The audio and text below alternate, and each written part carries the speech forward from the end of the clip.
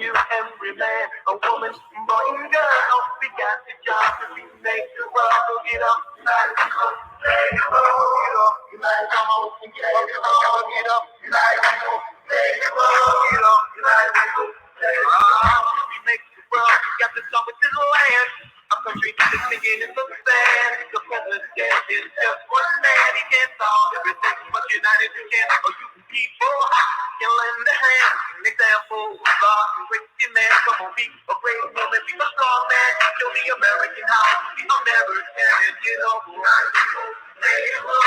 You know, united people, get up, get up, united people, play the world. You know, united people, now.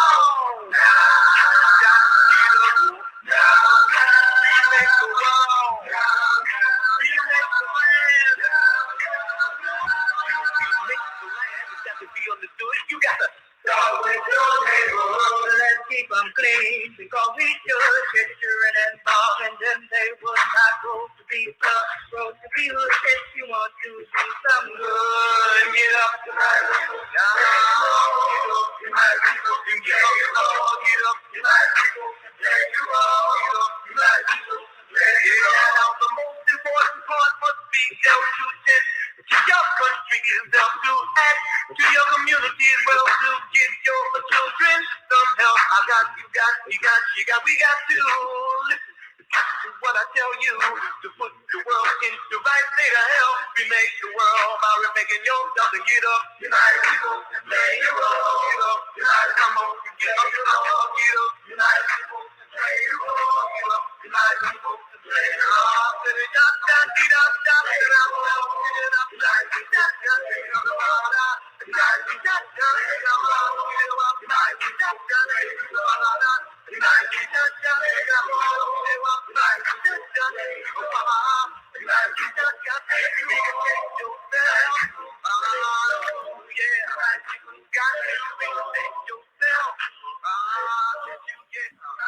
Alhamdulillah.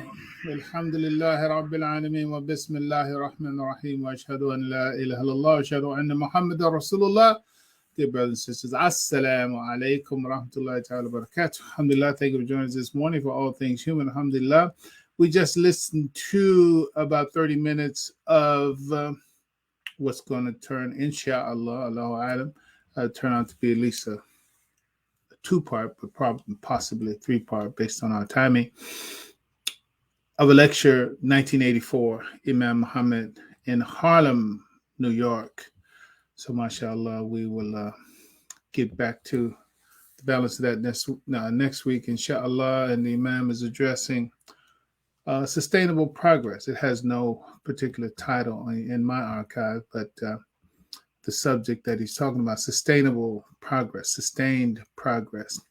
Before we go on, in our adjusted schedule, we do like to hear from you, question, comment that you want to make before we start.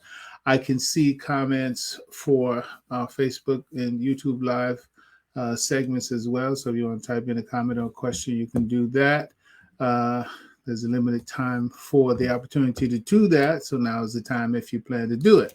Those of you who are on Blog Talk Radio, pray Allah, it seems you're hearing me well. Push 1 on your phone if you have a comment or question you'd like to make. Beyond that, we're going to continue. It is along with and after that, we're going to continue. We started out from a subject that Imam Muhammad addressed. It was just on hypocrites, but then we pull some things out, some ideas that we want to amplify, and we've entitled them under the Satan, Hypocrites, History, and the Word of God. The Satan, Hypocrites, History, and the Word of God. So I'm going to have to change my little titles on the others. All right, brother and sister, going once, comments, input, going twice. All right, because once we pull out, we close the gangway gates, and that's going to be it. Alhamdulillah, thank you so much for being here. We're going. All right, so in the past couple of weeks, we've been laying out a couple of points, and I'm going to try, by Allah's grace, to restrain myself from elaborating too much, so that we can get to the new material. But I do have to bring you into okay, where are we so far? Okay. And if you want to be in touch with these, then of course you have to look to the archives, the Blog Talk archives, the Facebook, and now the YouTube live. You can go back to the 4 weeks. So just find the Wednesday dates. Probably really easy on the YouTube and the Facebook, probably a lot easier for some of you. For those of you who are Blog Talk veterans, then you know how to find the Blog Talk archives, which would include Imam Muhammad's lecture as well. Blog Talk Radio, and I think Fahim /Fahim _Shuaib or something like that. Give it a try. All right. So to get the elaboration on these things that I'm not going to elaborate on, we talked about Imam Muhammad with the Imam Muhammad's cornerstone statement out of "As the light shineth in the east," and that is his statement about the satanic principle operating covertly in this society. This is, brother and sister, you can put that on a plaque, hang it on your wall, put it on a bumper sticker, T-shirt. It's like that thing. It is in human terms, relative to the world that you and I were born in, live in, and are going to die in. That's happening. That and has been happening for thousands of years. All right. More than 2,000 years. You think about the Christ concept and the idea, the picture, the image, the idea, that history, that notion of Christ's crucifixion and everything that goes along with that. Of course, we know that they did not crucify him nor kill him, but it was made to appear that way. All that leaves open for us to, okay, well, then what was it really? So the idea is go search, go read, go look, seek Allah's guidance for it. Point is that even that event, by whatever description, 2,000 years ago, was simply, I shouldn't say simply, was also a part of, that was one of the things that happened. Okay, just like Reverend Dr. Martin Luther King Jr. assassinated, El-Hajj Malik Al-Shabazz assassinated, Kwame Nkrumah assassinated, so many others, Nat Turner lynched, blah, blah, blah. Just go, you see all these events, right? The same spirit that quote unquote assassinated Malcolm, that assassinated Reverend Dr. Martin Luther King Jr. was the same spirit that slaughtered and lynched Nat Turner and all the other deaths that took place inside of this whole schema on this continent relative to the stolen property of Africa and the slave system and the caste system and all of that. So it's like, okay, those 1960s assassinations, right? Fred Hampton, those 1960s assassinations, they were part of something that had been going on for hundreds of years. I'm trying to point out that whatever the image and the understanding of the death of Christ is, that was an occasion inside of an evil, let's call it, an evil that had before his death by whatever means. But it is most apparent that he didn't just lay in the bed, that you might get the idea of a Jacob passing away, calling his sons to his bedside and asking him, "What will you worship after me?" It wasn't that kind of death. But even so, 2,000 years ago, the point to be made, 2,000 years ago, that death, by whatever description, but understood to have conspiratorial tones and construction. Though 2,000 years ago, it was a death that took place inside of something that had been going on thousands of years before that. I hope you understand that. The point is that it was nothing new, right? In fact, I believe you can read it biblically where it says, many who take the kingdom of heaven by force, or something to that extent. The kingdom of heaven by force. And the reading and the understanding of it from teachers, I'm reflecting on a book, The Silence of Jesus by Dr. James Breech, Breech. It's a very, very important book, especially those of you doing interfaith and those of you doing scriptural studies. Reading that would be very valuable for you.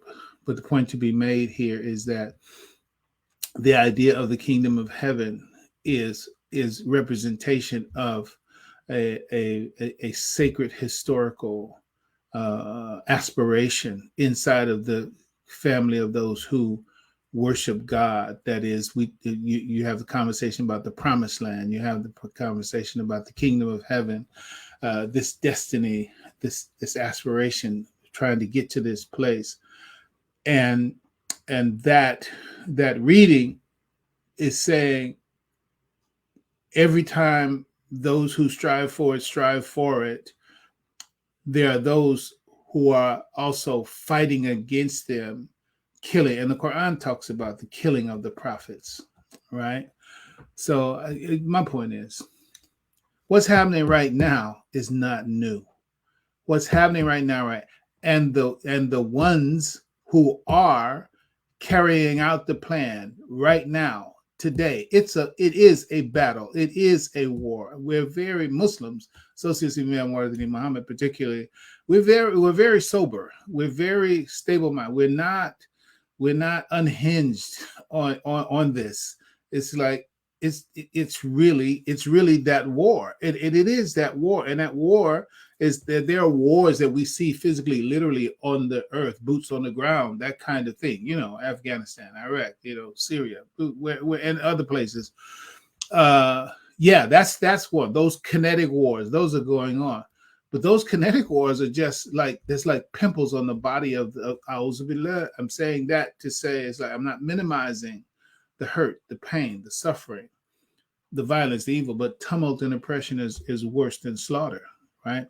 So the idea is that those things are happening, but when I say it's a pimple on the body, it's a reflection of a poison that's inside the global body that has been there really effectively, if you want to understand it, from the time that, as Allah tells it in the Quran, get ye down from here, on earth will be your dwelling place for a time, right? From that time, the conditions and they take different forms of manifestation, but it's always been the same battle. It's always been the same battle, but it just takes different forms and different times and different weapons, depending on the technology as it advanced. Because even as the righteous people use the technology, the wicked people use the technology also. And sort of the battle goes up to that level, just like cyber attacks right now, where we used to be more focused on the more physical kinds of,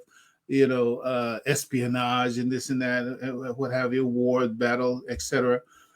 Now, it's fought on computer networks, right? Much of which we don't even hear about. All right, let's dial it back. What the point that I am seeking to make is that what we are experiencing today, I'm trying to dispel any thinking that you have in your mind that this is brand new. This is not brand new. This is not brand new. It's just different weapons are used, but the same strategy is used, the different weapons. And the biggest weapon, I'm going to say right now and for today, is the manipulation through culture. Manipulation through culture. It's through the air, through the atmosphere, right? That's also scriptural. Battle in the sky, all the rest of that is also scriptural. So that's what's going on. That's what's going on today, right? So we've taken it and we're pointing attention to another thing. In Imam Muhammad's definition of Satan, says Satan is a mindset that is inherited by a certain group of people, and they use that strategy. It's a mindset and a strategy, and they use that strategy against the common public, the common human being. But it's been passed on. The strategy has been passed on, and that strategy, in many ways, is written on the walls of this culture.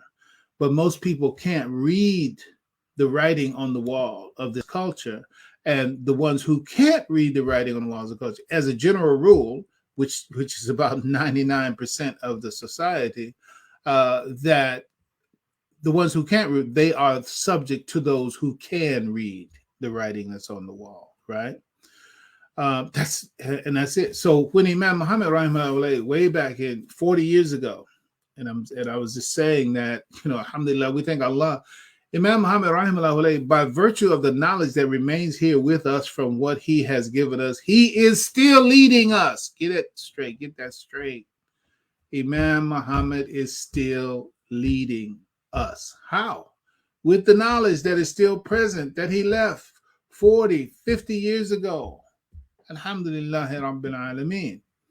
But you got to pay attention. You got to act on it just as much, if not more so, today than you did before. So hold on to that. That's very important. Imam Muhammad is still leading us. Imam Muhammad is still leading us. Imam Muhammad is still leading us. One more time. Imam Muhammad is still leading us. Don't get it twisted. I'm sorry. I go there sometime when I do that. Let's move on. All right, so we read the quote, and the Imam talks about the pendulum swoop in as the light shineth from the east, and a statement that I love to always bring into this part of the conversation. Not much more elaboration. Frederick Douglass, in his letter to Ida B. Wells, commending her on her great work, her great anti-lynching work, at the end of a letter that he wrote to her, he said, "Even crime has the power to reproduce itself and create conditions favorable to its own existence." Even crime has the power to reproduce itself and create conditions favorable to its own existence. And I always replace crime with culture. Even culture has the power to reproduce itself and create conditions favorable to its own existence. That's the world we live in right now. Why does the same things continue to happen? Because that's the design of the culture. That's the machine. The machine of this culture is designed to do that, to be self-perpetuating. And especially when you have people who are subject to it, who don't know how it works, and who by their normal, everyday, natural responses to things that they are experienced or confronted with, etc., in the culture, but then they have the knee-jerk reactionary, which is called fixed action pattern, modal action pattern, sign stimulus. Look these things up. Fixed action pattern, sign stimulus, modal action pattern. That's like Pavlov's dog. Society is like Pavlov's dog. Ring the bell, dog salivates because he thinks food is coming. No food coming, still ring the bell, then the dog is going to respond the same way. Operant conditioning. That's the society that we live in. It's real, brother and sister. And until you take possession of your own conscious behavior, that is, you become conscious of your own behavior, which is a thing that has to happen anyway in order for you to grow up. Anyway, even if it wasn't an evil culture that dominates the society, you would still, in a normal, natural culture environment that is inherently good, the goal is still to become conscious and not be a sleepwalker through the world, good or bad. Okay. So that's the goal. So, okay, so you have to become conscious in that sense. Well, culture's interest is keeping you unconscious. It's called cultural consensus trance. Any culture wants you to automatically act in accordance with whatever its design and whatever its motivation is. The whole point is that you want to have a good culture, because in a good culture and your automatic behavior being good, okay, then it's all good. So you'll have natural goodness. But of course, those people who only do so unconsciously, though they be good, they are not the individuals to lead that culture and its people to greater advancement, progress, sustainable progress, as the Imam spoke of. You can't do that and your sleep in the cultural sense, in the social psychological sense. You have to be alive. You have to be awake. Hayya ala salah, hayya ala al-falah. Come alive. You have to come lively. All right, move on. So even culture has the power to reproduce itself and create conditions favorable to its own existence. The problem is when that culture is a criminal culture, like Frederick Douglass was pointing to. And we pointed to Dr. Jordan Peterson's statement because it is clear and it is true.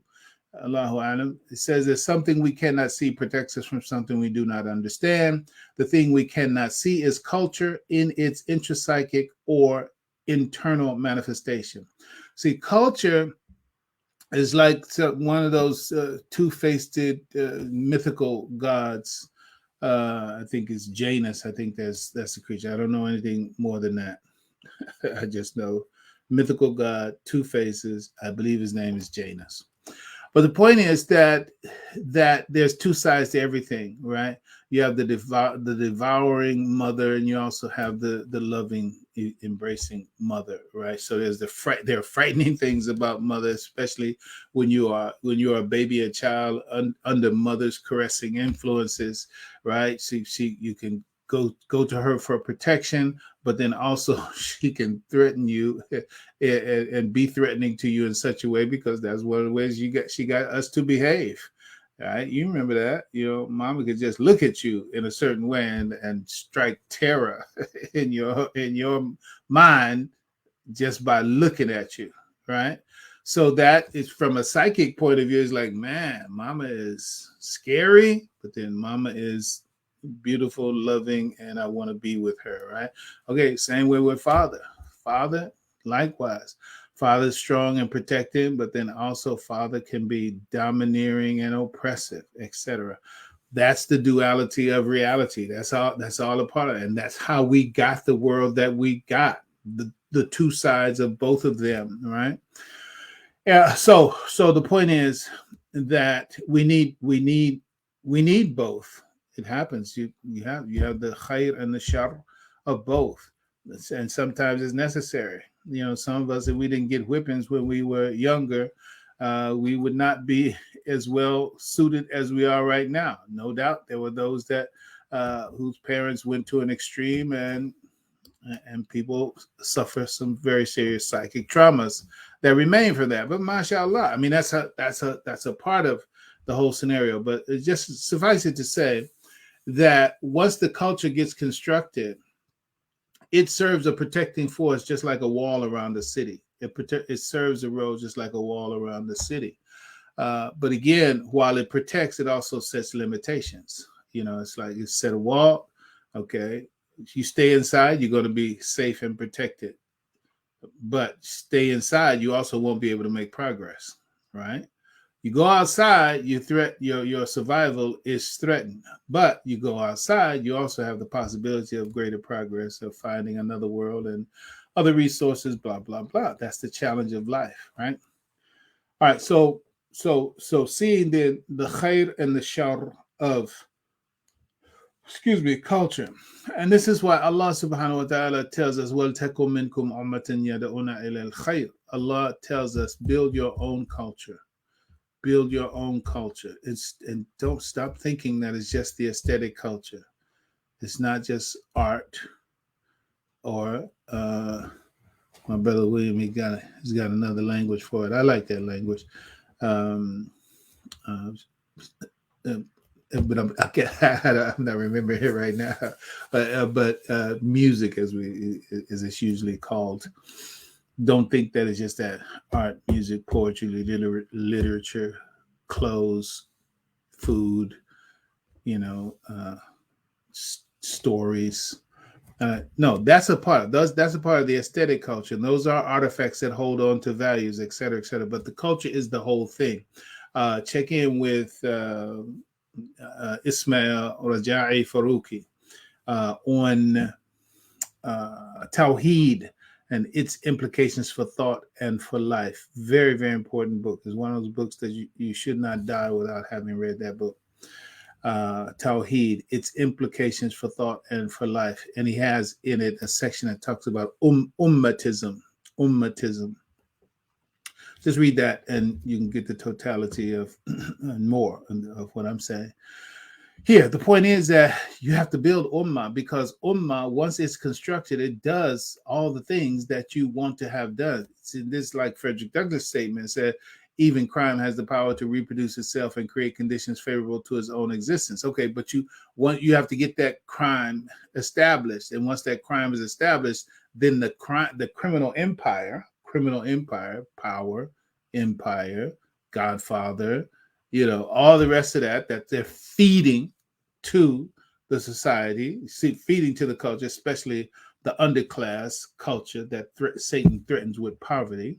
They're feeding that to them so that they can perpetuate it, right? They're showing you got to build your own empire. You got to perpetuate it no matter what it takes.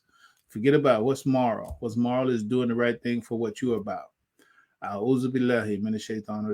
So Allah tells us, you build your own culture. When you build your own culture, when it decides what's right and what's wrong, the intrapsychic, the internal manifestation of what it promotes will be the future. So now when you look at Al-Andalus, when you look at the Moors, when you look at those 600-700 years of sustained progress. I mean, man, brothers and sisters, just that history alone, look, put it like this to get it.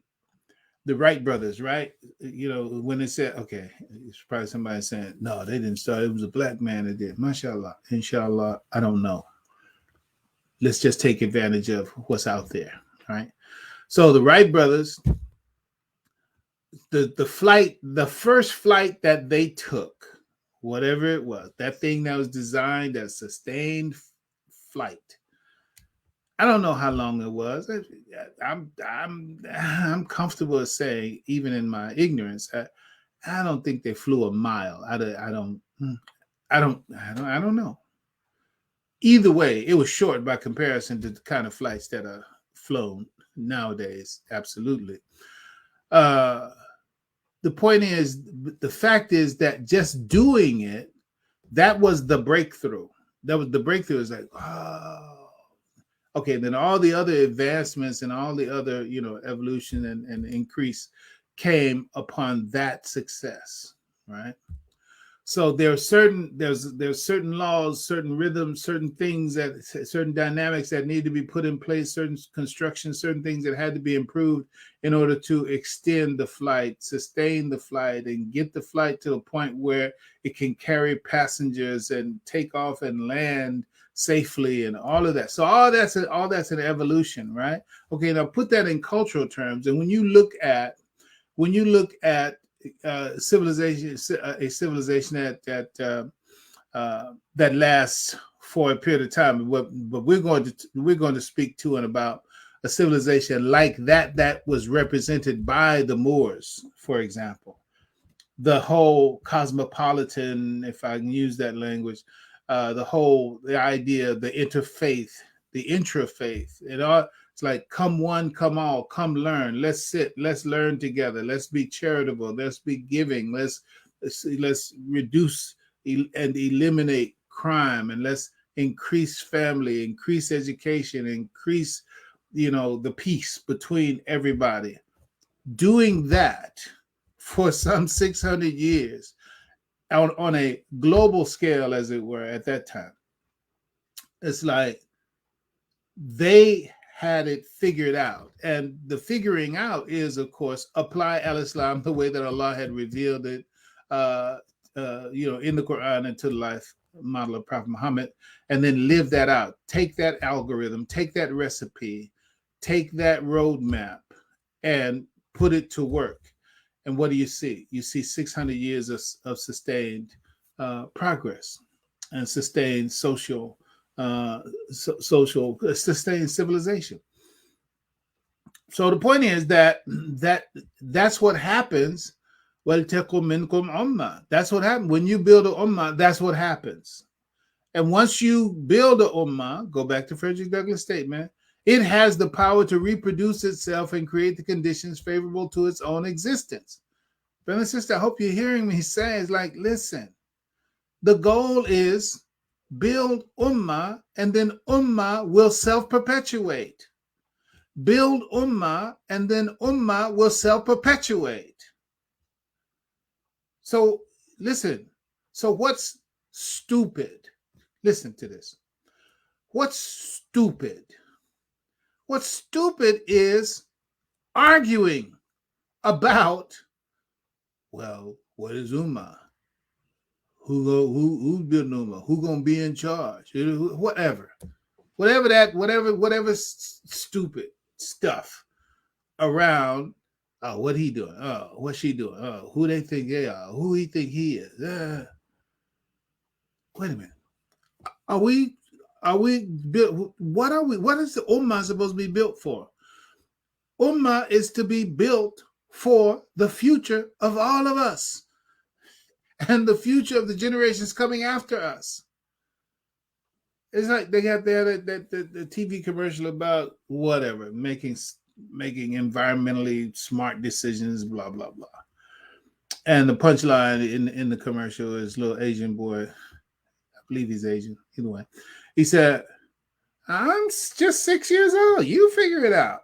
It's like, okay, so turn around and look at your 6-year-old, your 5-year-old daughter, grandson, granddaughter, etc. It's like, okay, the bickering in the present generation, whose responsibility is to construct the wherewithal for the generation coming up behind them so that they don't have to do the same work all over again.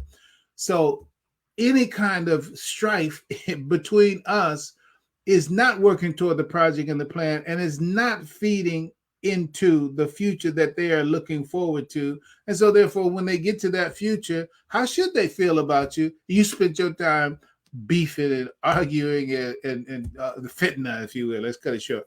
It's like, come on, get off of that. Get off of that. Know what it is. Know what the master project is. Know what the master of the project, Prophet Muhammad sallallahu alaihi wasallam, and the Quran, of whom he is the Quran walking. Pull his blueprint. And I'm not gonna argue the whole idea. Yeah, you said it, man. We need to be just like the Muslims in Spain. No, we don't have to start literally, concretely. We're trying to look like them, try to sit like them, try to eat like them, try to whatever. It's like, alhamdulillah, it's beautiful. They are beautiful. They were beautiful for their time, but you have to manifest those intrinsic, those ma'arufi values in your time, in your place, relative to the nature of the space, fastabiqul khairat, relative to the true design and nature of the world that we live in right now. And I'm talking about adapting in the appropriate way and expressing and implementing the values as they should manifest and as they do apply in the world as it is currently designed and as it is situated circumstantially. It takes somebody got to do some thinking about, well, what is the reality, the political reality? What is the social reality? What is the economic reality? Don't listen. No, don't. It's like, yeah, man, I listen to so-and-so. Yeah, he really got to figure out. Maybe. But you and I, Muslims, we're supposed to come to the table in Mashura. We're supposed to come and say, hey, look, what do you know about the political nature of things, the real political nature of things, not the rhetorical, not the popular tropes of speech. Listen, what is it really? What is it really? What is the economic situation really? Right? What are its sources? What are its causes? What perpetuates it? I'm gonna mention to another book. So one day, someone's gonna read some of these books that I talk about. Influence. You need to read that book and understand how Jimmy Carter and his group, President Jimmy Carter, and his group dealt with the quote unquote the guinea worm problem. It's a model. It's a model. It's a model to be applied to all problems. It's a model. And the point is, you have to look into these situations. You have to look into the successes, and you have to find out what is the nature of their success. What makes them successful? Just like we talked about the Andalus and the Moors, etc. They were successful. What made them successful? Right? Success leaves hints. Right? Success leaves footprints. Right? You need to get on track and find out how they did what they did. That's what we need to do overall, and in all areas: education, governance, economics, culture, etc. You got it. That's what we have to do. There's a process. Okay, let's move on. See if we can bring some new to today. Okay, so when I started pointing out to bring us into the state of understanding that this is nothing new. Really be clear on that. It's like, if you think that this thing is new, then you don't really think that you have somewhere to go to address it, because it's unprecedented. There's nothing unprecedented about what's going on in this society at all. This is the same soup in a different bowl. Wallahi, same game, different name. That's it. Here's a statement some of you have heard me say many times. Life is a series of repetitive events linked by a chain of recurrent relations.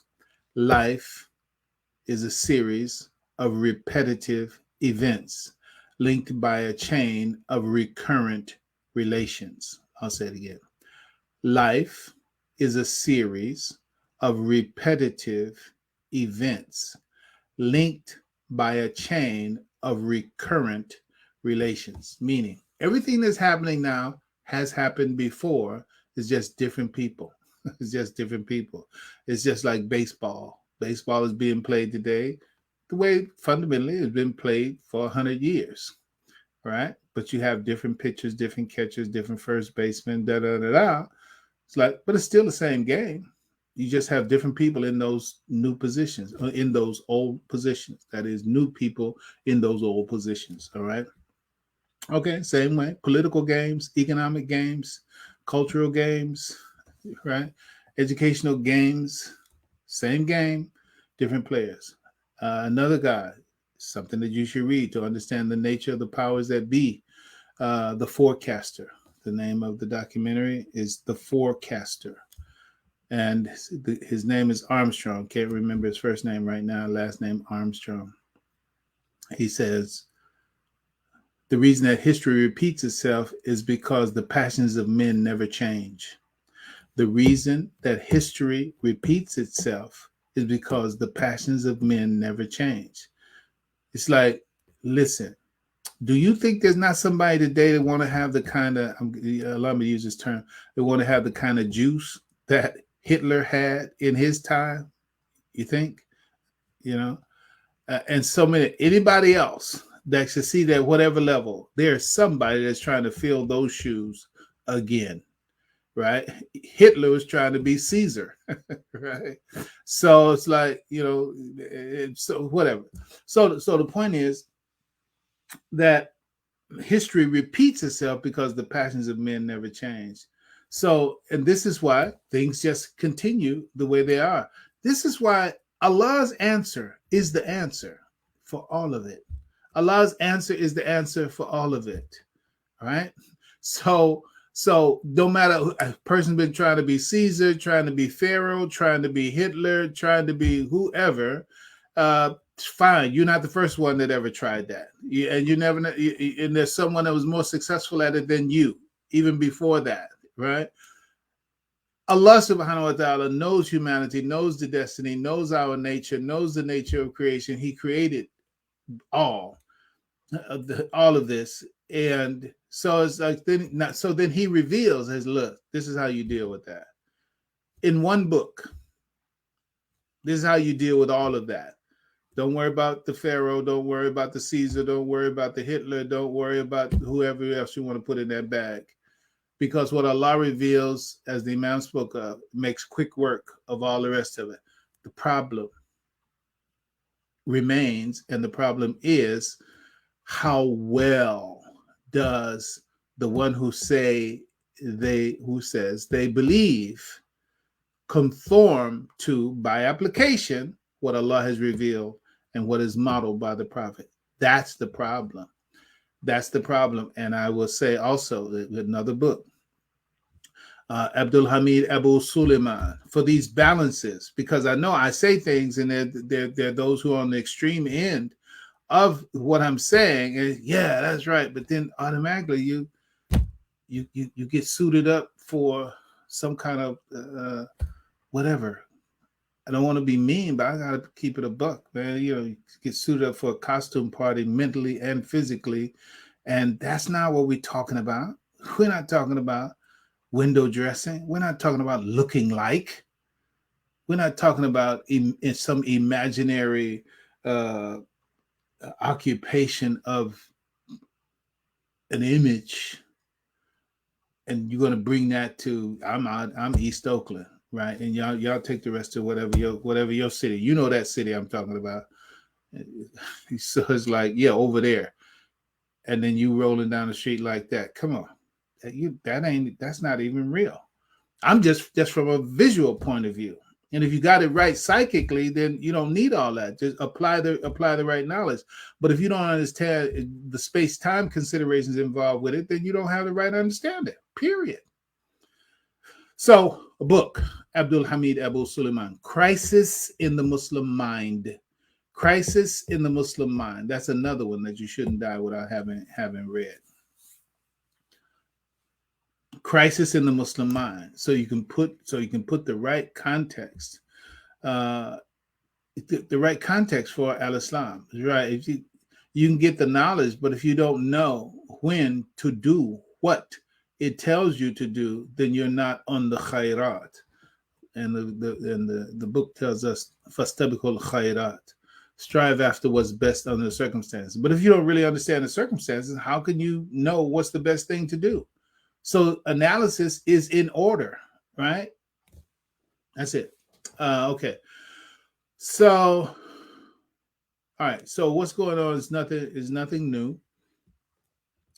All right. And so we talked about reinforcing the issue of the significance of culture. That's why, see, culture is the answer. Once you get the culture in the best way, then the culture is what molds and shapes the individual. Prophet Muhammad sallallahu alaihi wasallam, he told us that explicitly. He told it very scientifically, very explicitly. The Prophet, peace be upon him, said, "Everyone is born on al-fitr. Everyone is born according to the original nature and design of Allah subhanahu wa ta'ala. But it is their abawahu, it is their fathers, their culture, right? It is their culture that makes them Jew, Christian, Magyar, or otherwise. It's just like the she camel coming forth from the womb. Do you see any defects on it? Okay, so that's a scientific statement telling us that, look, the nature is correct, but if you come into the nurture, the environment, and it's not correct, then that's what distorts the creature that came here well-formed, psychically speaking, but then that's what happens in their environment.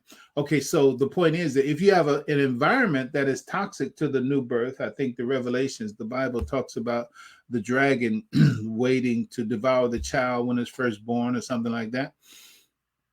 So the idea is that the problem is you're born right, but then the culture devours you. That's what we're seeing right now. That's what we're seeing in this environment.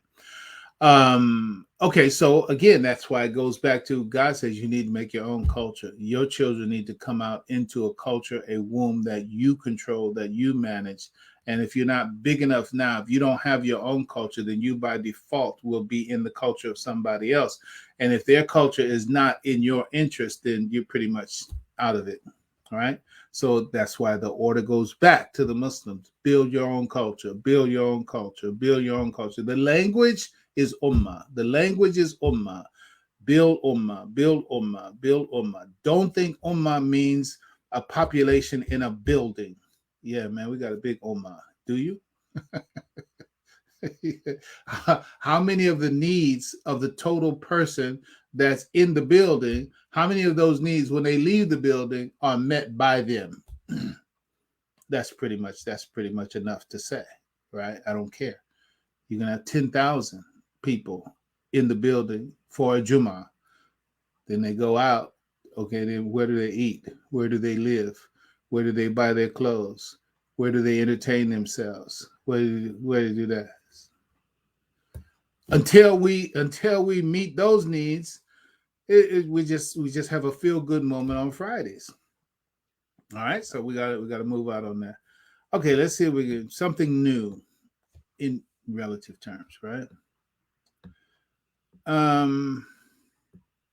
Yeah, let's go ahead and say this. So this is really like making a note for myself for next week, inshallah.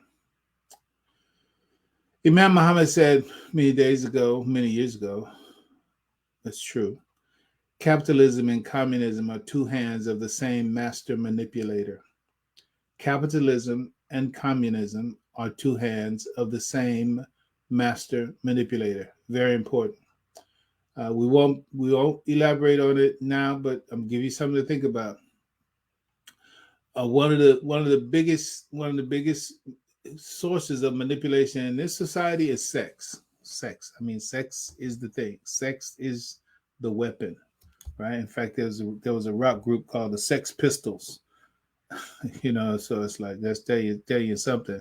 I'm using sex to kill you. I'm literally and figuratively. So that's one.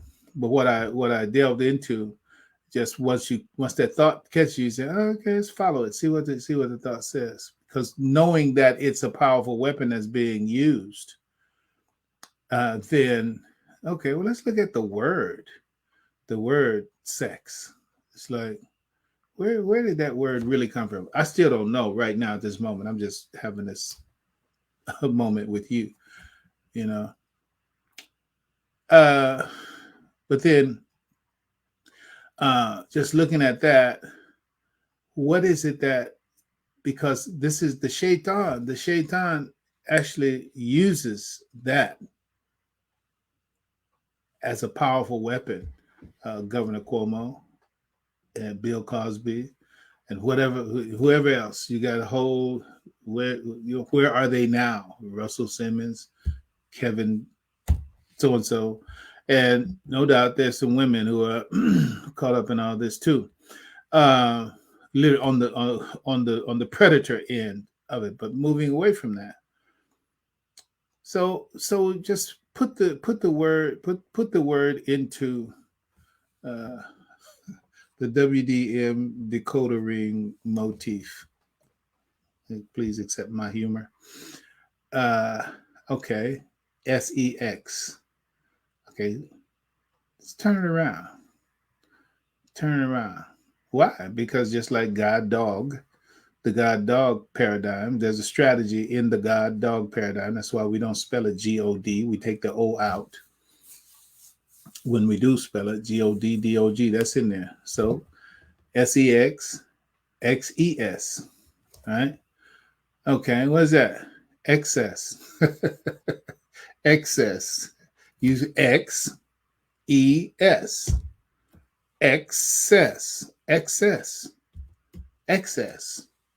Do you think that there's an excess of sex in this cultural environment? All right, that's one thing. What about something else? XES. What is that? Crises. The X is a cross. The X is Christ. When you do Christmas, how do you spell it? X-M-A-S. X-M-A-S. Christmas. So how would you spell it out? If X is the Christ and the M-A-S is the Mas, Christmas. Oh no. So the X is Christ. The X is Christ. Right? But you turned it around. Exit. So it's Christ. Crisis.